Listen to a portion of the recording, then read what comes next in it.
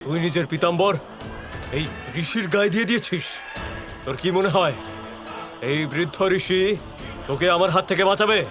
যখন ব্যক্তির পতন সামনে আসে তখন সর্বপ্রথম তার বিবেক তাকে ছেড়ে যায়। তোমার অহংকারই আজ তোমার কাল হয়েছে। তুমি ভাবলে আমি একজন সাধারণ বালক মাত্র, আমি হলাম পলাতক। এটা জেনেও আমি কি না করেছি। তুমি নিজের অহংকারে এতটাই অন্ধ হয়ে গেলে, নিজের বোধ বুদ্ধি সব হারালে। তুমি ভাবলেই না আমি কি করতে পারি কাল্যবান। এবার দেখো ঋষিবরের দিকে আর ভোগ করো নিজের কর্মের ফল।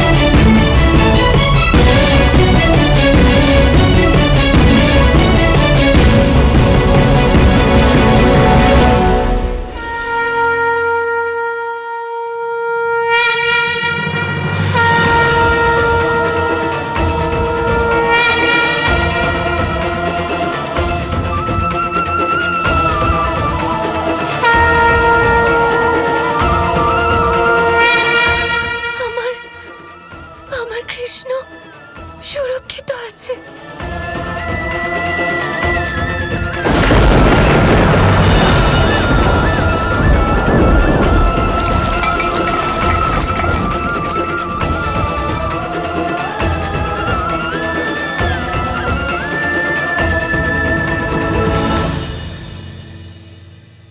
যে অমর হওয়ার অহংকার করেছিল সে ভস্য হয়েই পড়ে আছে। কে হও তুমি?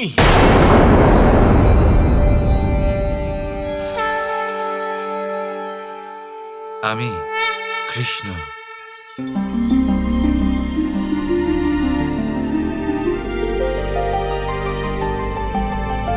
শ্রীকৃষ্ণ, আপনি?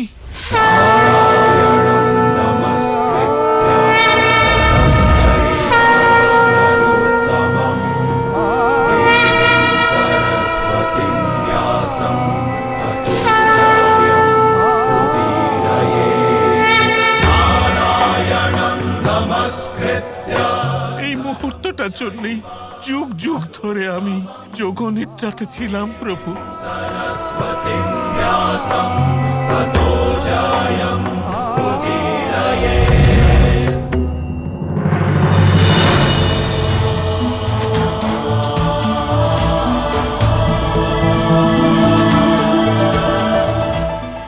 উঠুন ঋষি মুচকুন্দ, আমার দেখা পাওয়া আপনার ইচ্ছে ছিল, আর কাল্যবানের মৃত্যু হল আপনার কর্ম। দুই ধর্ম মিলে গিয়ে একটা কর্ম হয়ে গেল ঋষিবর। হে নারায়ণ, এবার আপনি আমাকে মোক্ষ লাভের পথ দেখান, যাতে আমি আমার কর্মফল বহন করে মুক্তি লাভ করতে পারি প্রভু। এই গুহা থেকে বাইরে বেরোনোর সময় এসে গেছে ঋষিবর। এখান থেকে বেরিয়ে গন্ধমাদন পর্বতের তলদেশে যান, ওখানে তপস্যায় বিলীন থাকুন। সঠিক সময় এলে আপনি মুক্তি নিশ্চয়ই পাবেন। যথা আজ্ঞা প্রভু।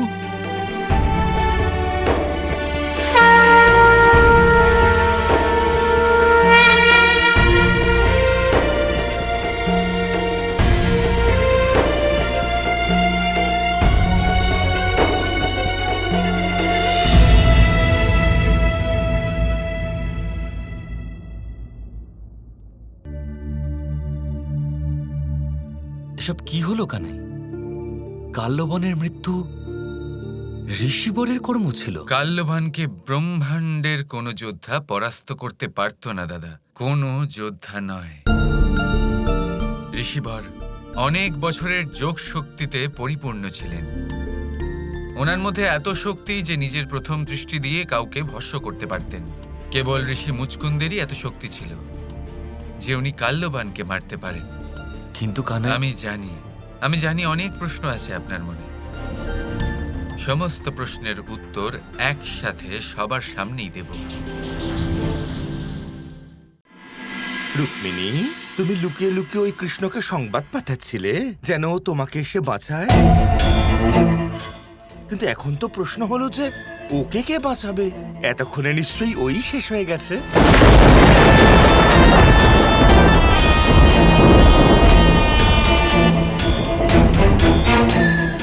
মহারাজের জয় হোক। অনর্থ হয়ে গেছে মহারাজ, কৃষ্ণ কাল্যবানকে হত্যা করেছে।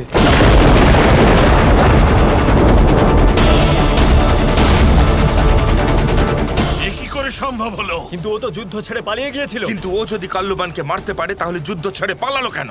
এ হলো কৃষ্ণের কোনো মায়া, যেরকম ছলনার ভণ্ডামি করে মহাবলী কংসকে হত্যা করেছিল, ঠিক সেভাবেই ও কাল্যবানকেও হত্যা করে থাকবে।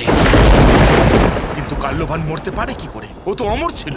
এ তোমার ভুল ধারণা শিশুপাল। সংসারে এমন কেউ নেই যে অমর। আজ কৃষ্ণ এটা প্রমাণ করে দেখিয়ে দিয়েছে।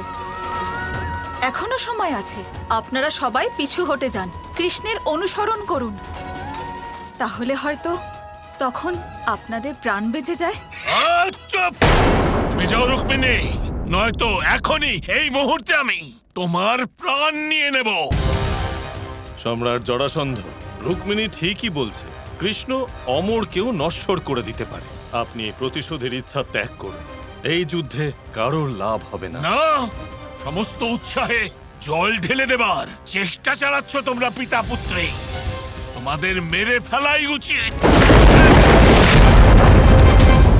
না সম্রাট,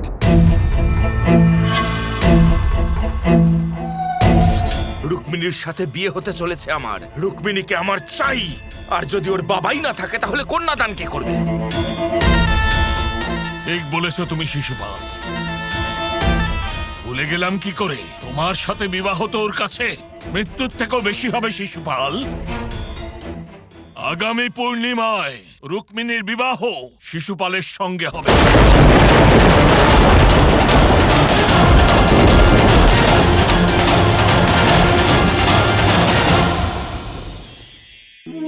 আমরা জীবনে এমন অনেক মানুষকে চিনি যারা অত্যন্ত শক্তিশালী, নিজের পরীক্ষা দিতে কখনো পিছপা হন না, খুব কঠোর হন, আত্মপ্রত্যয়ী হন, কিন্তু তাও তারা সাফল্য পান না। কেন? কি কারণ হতে পারে এর? লৌহ মানবের মতো ব্যক্তিত্বের অধিকারী হওয়া সত্ত্বেও তারা সফলতা কেন লাভ করেন না? এবার এটার উত্তর তাদের ব্যক্তিত্বের মধ্যেই লুকিয়ে রয়েছে। লৌহ মানব, লোহা। আপনি কখনো লোহাকে দেখে থাকবেন, অত্যন্ত শক্তিশালী, অত্যন্ত কঠিন, কিন্তু শুধু তখনই যখন সেটা শান্ত থাকে, শীতল থাকে।